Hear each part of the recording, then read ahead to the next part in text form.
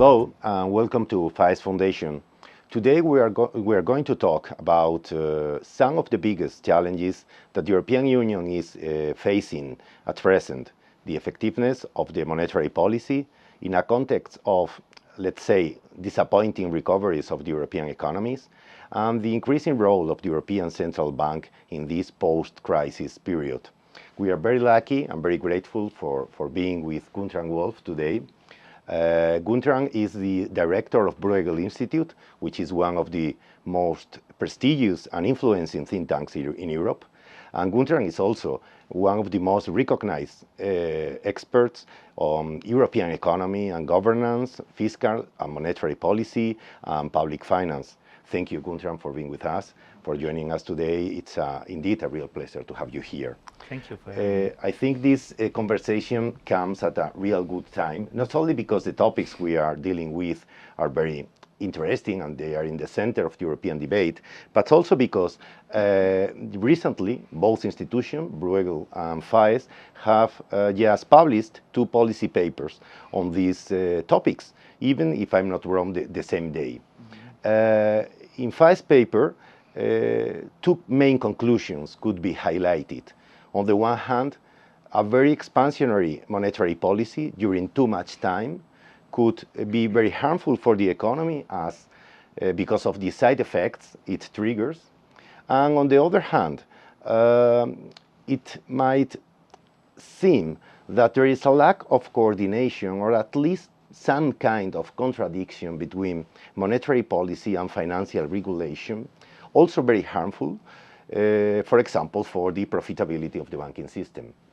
But before landing on these topics, I'd like from you, Guntram, a general assessment about the role of the European Central Bank during this crisis and recovery period. Do you think that this strategy has been carried out so far? Is the correct one, the proper one? Well, look, I think the European Central Bank is, of course, at the heart of the entire European economic system, and has been at the heart also of the entire Eurozone crisis, and its actions is in particular the outright monetary transaction program that have been absolutely fundamental in stabilizing the sovereign bond markets. And I think this really was key in stabilizing the economic situation and providing the conditions for recovery. Now, I think the second very, very important point is, of course, its monetary policy in a more narrow sense, the lowering of the rates and then the massive quantitative easing program, which has helped to, I think, lower interest rates, not just in the short term, but also in the long term of the yield curve. And we can see that the entire yield curve has really shifted downwards. And that in itself has brought a boost to the recovery. It has helped the financing of companies, it has helped the financing of households and so on. Now, the truth is that Mario Draghi for quite some time has been calling very actively now on other actors, in particular governments, to do their homework on the structural reform side, cleaning up the banking system to the extent it needs to be cleaned up, and providing fiscal support. And I think that's absolutely fundamental, because you have to really shift the growth expectations of an economy. After all, that is ultimately what provides returns. Okay, but to some extent there is a general consensus about the side effects of keeping a monetary policy based on negative interest rates during too much time, reducing the leeway for cutting interest rates in the future when a new recession arrives, or deterring countries from deleveraging as they need, or even reducing the yield for big and small savers, and as I've said before, to some extent, the profitability of banking system. What is the limit of this monetary policy? How much time could we wait for these consequences to have real impact in the economy? Well, I think the real question is, are the currently low rates primarily a result of ECB action, or are we observing a much more longer term trend which lowers interest rates over a longer period? And I think if you look at the data, you see that long-term real interest rates have essentially been falling since the 1980s. So I think we are seeing something that is perhaps close to what Larry Summers calls secular stagnation. So I think there is a fall in the long-term real interest rates. And then the question is, what is the role of monetary policy in such a situation? And I think what monetary policy is doing, it has to adjust to this long-term real rate, and in a situation in which inflation is very low, and in which there's a lot of slack in the economy, high unemployment, and so on, it has to be a little bit lower than the long-term real rate.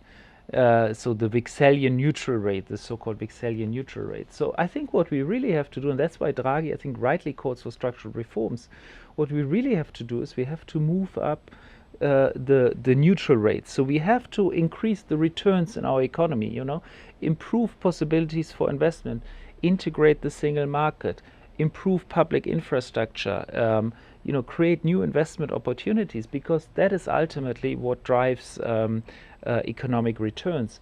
And if I may say, on a country perspective, I think really the country where this is almost the most needed is I would say almost Germany, because we need in Germany more investment. Yeah. If we get more investment in Germany, more capital in Germany, that will really help boosting inflation. It will help growth in the Eurozone as a whole, and it will help, of course, Spain and Italy. Mm-hmm. So at the end of the day, it seems that the big question, or better, the big answer, is to know if we are facing a supply side problem or a demand side one.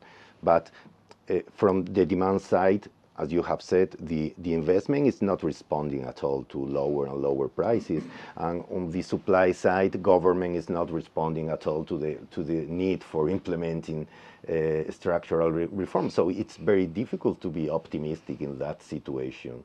The solution does not seem very evident. Well, I mean, I also don't like to be too pessimistic. I mean, I think we've seen a recovery recently, and the real growth rates are now higher than they were for quite some time for the Eurozone as a whole. So overall, my assessment is we are getting out of the mess, but quite slowly. And so I would like this to be quicker. Now, then the question is, what can really incentivize government action? What can incentivize governments to do their homework, to do more public investment, to improve conditions at universities and so on. I mean, all the things we know that will ultimately help education and so on with growth. And quite frankly speaking, I'm not a big fan of those saying, governments will only do their homework if they are at the brink, and if things go really, really bad. So I mean, some people are saying, for example, Hans-Werner Sinn at the IFO Institute. I mean, he's still saying, look, I mean, what we really need is sort of creative destruction. But I think we've had quite a bit of that destruction in the Eurozone already. So now it's time really for responsible government to move on the structural side and get our economies going. Okay, should we be worried about the ever increasing size of the balance sheet of the European Central Bank?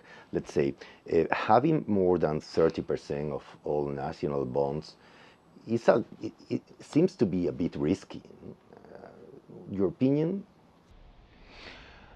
Well, that's a big debate in the literature, and I've been seeing a lot of warnings about this, for example, as regards Japan. And the Japanese central bank by now holds, I think, more than 30% of the whole total JGB's government bonds outstanding, which is something like 60% of GDP on its balance sheet. Now, the truth is, nothing has happened so far. And so, while it is true that exiting from that could at some stage become difficult, we can also see a lot of scenarios where it's not at all difficult. So, Frankly speaking, I hear a lot of warnings from some quarters, but I haven't really seen a lot of conclusive evidence that this can really backfire. But I think it's a big question. So I'm not 100% sure, to be honest. Okay, thank you very much. Okay, let's move along to regulatory questions. Okay, the European Commission and even the International Monetary Fund have just joined the request for not increasing even more the capital requirements on banking system. As far as I see, it's not only a question of profit; it's also a question of, setting the necessary certainty for banks to plan the future in a very tricky competitive circumstances for them, at least as I see.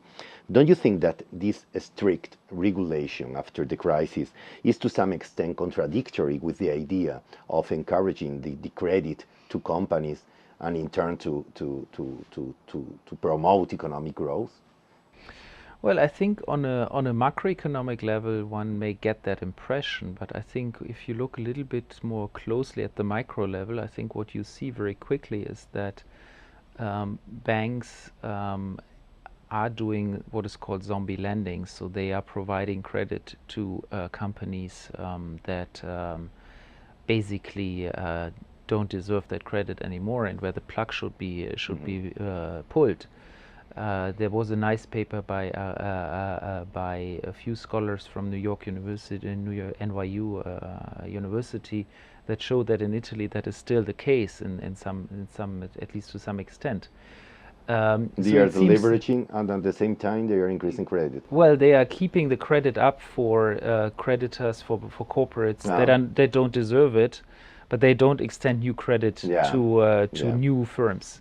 And so I think that's the real problem. And so what you really have to do, I mean, there's no choice. We need capital in the banks. I mean, that's very clear. We need capital in the banks to have safe banks.